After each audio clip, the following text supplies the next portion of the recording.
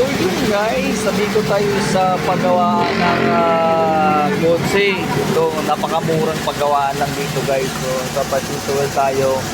Dito lang yan sa San Jose del Monte, Bulacan guys. Ayun, no? Ayun yung kotse natin, no? Nandun yun, no? Si Mazda. Ayan. So ito yun. Ayan. So sa mga gustong magpapa-car care dyan, pupunta lang kayo dito guys. Mura. Dito akin, pero ganyo ko lang kayo kasi mura kasi tsaka magandang servisyo rito. So, ayan o. Ayan.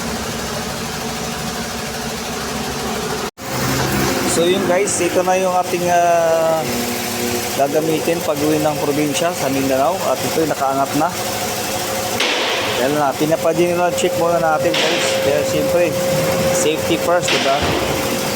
Ayan na, umangat na o. Ayan. So, babaybay natin ang from Luzon to Luzon, Visayas, Mindanao guys.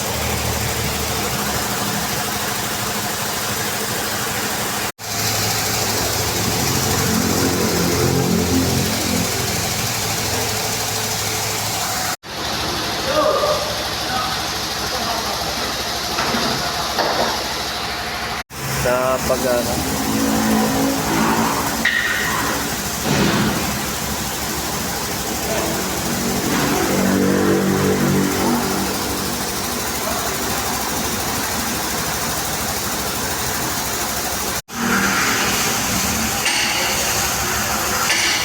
matagal na yung hindi nabuksan eh.